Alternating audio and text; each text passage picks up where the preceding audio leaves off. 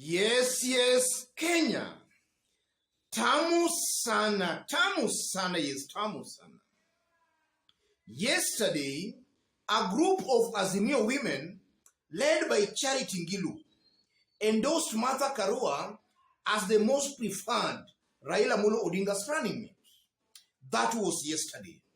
And 2 days earlier, Azimio team had picked a 5-member team composed of Head of Public Service, Joseph Kinyua, Raphael Tuju, Jeremiah Kioni, Professor Makau Mutua, and a nominee from Wiper.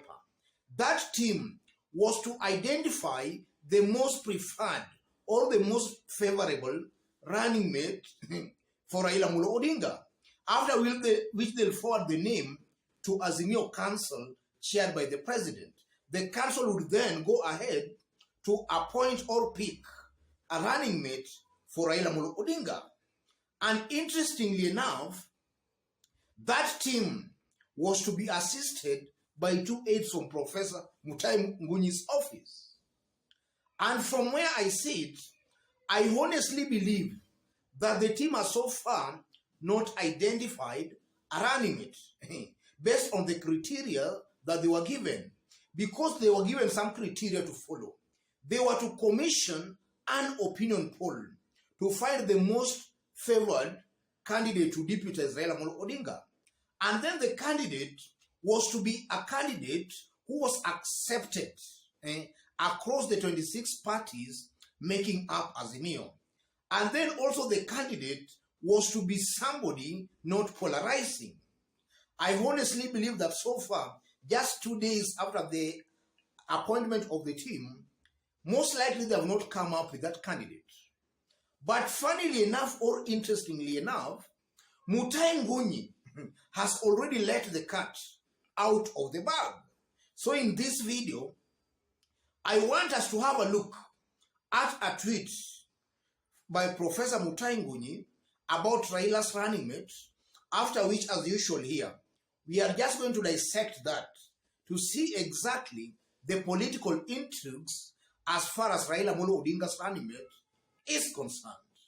In case you've bumped here for the very first time, kindly subscribe, give this video a like. Thank you, God bless you, God bless Kenya. Yes, some few hours ago, Mutai Ngunyi, taking to his Twitter handle, had this to say. Mutai Ngunyi, the verdict is out. It is Martha Karua's Raila's running mate.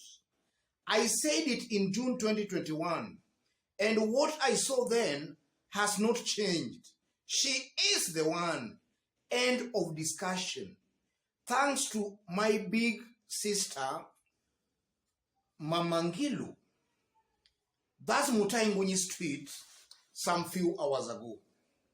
And from that tweet, I honestly believe Mutai Ngunyi is just congratulating the Azimio women led by Charity Ngilu, who yesterday just came out to endorse Martha Karua. And that tweet by Mutai Ngunyi is not actually referring to the findings of the team that was commissioned to identify Raila Odinga's running mate. And the mere fact that Mutai Ngunyi has also his aides in that team, there might be some relevance to what Mutai Ngunyi is actually tweeting. So in this video, I want us to dissect all that to know exactly what might be happening as far as Raila Odinga's running mate is concerned. Yes. If you look at it from another angle, I honestly believe that if at all, Azimio team has settled, or rather will settle on Martha Karua, they might be settling on Martha Karua with an aim of post-August 2022. They are not looking at 2022. And I'm saying that because as it is today, I don't believe or think Martha Karua has enough muscles to influence the mountain to vote for Raila Odinga. And I'm saying that because in 2017 elections, Martha Karua actually could not manage to win Kirinyaga gubernatorial seat. Whether she was rigged or not, it is that she was beaten in that race. And then as it is in this year's election, in Kirinyaga gubernatorial race, it's also not guaranteed that if Martha Karua goes ahead to contest Kirinyaga gubernatorial seat, then she will win that seat. That's not guaranteed. What I'm trying to say is that Martha Karua is not a very big force on the mountain to influence the direction the people can actually take. Because even in her Kirinyaga backyard, it has been proved that she doesn't have all that much of a sway. So I honestly believe that if Azimio team will go ahead to pick Martha Karua, then they are looking post-2022, not August this year. And I'm saying that because honestly, if you look at all these possible candidates to deputies Raila Amolo Odinga, the race has so far been reduced to 3 candidates. That's Martha Karua, Peter Kenneth, and Kalonzo Musyoka. Out of these 3 candidates, Kalonzo Musyoka is more senior politically, both in terms of experience and in terms of numbers. Kalonzo has more votes behind him compared to Martha Karua and also Peter Kenneth. But having said that, I'm also not of an opinion that Kalonzo is the best or not the best, because I honestly believe that as long as that team of Kalonzo, Martha Karua, and Peter Kenneth are all together supporting Raila Amolo Odinga, it does not matter who will deputize Raila Amolo Odinga. The votes are still intact in Azimio. That's honestly what I believe. So whether it's Martha Karua or Kalonzo Musyoka or Peter Kenneth, as long as that team is intact solidly campaigning for Raila Amolo Odinga, then there is nothing much that will change. So I honestly believe, ladies and gentlemen, that they might, if at all it's Martha Karua, then they are looking post-2022.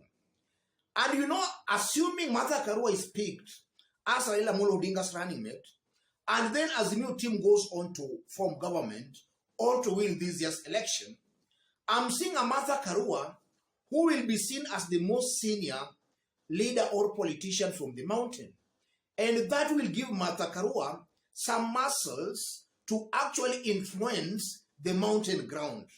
And Martha Karua, assuming Azimio wins, with her as the deputy president, I'm seeing the mountain, a good majority or a big chunk of the mountain vote will tilt towards Martha Karua.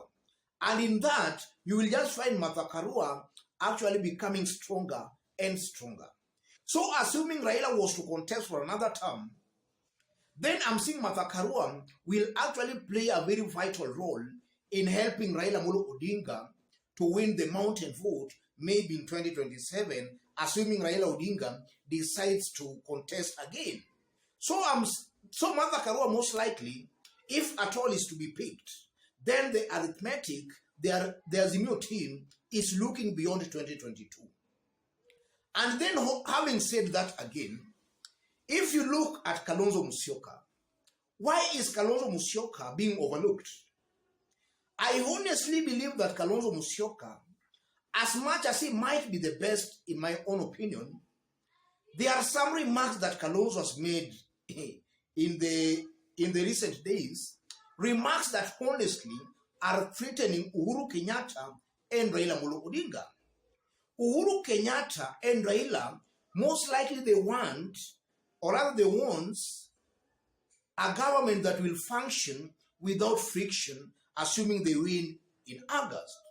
Already Kalonzo has stated that he's looking for numbers to impeach Raila Amolo Odinga if Raila betrays him after August election. Kalonzo is on record as stating that.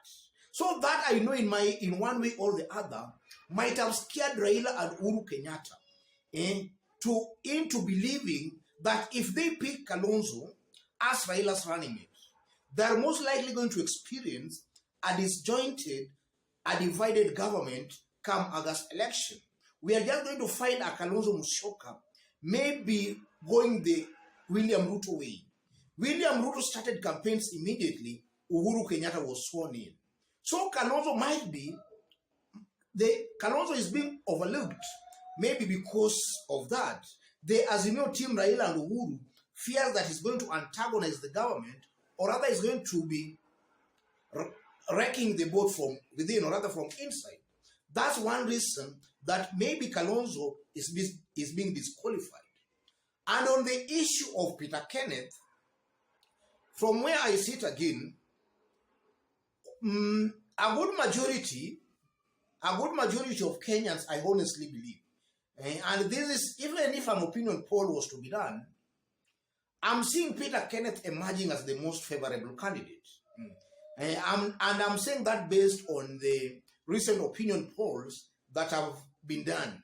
But now with the entrance of Martha Karua into Azimio, I just don't know how Kenyans are going to rank these candidates. But initially, before Martha Karua and Kalonzo joined Raila Odinga, Peter Kenneth was ranking very high as the most preferred running mate to Raila Odinga. So as I conclude, if at all it's Martha Karua, then Azimio team are considering, or rather looking post 2022.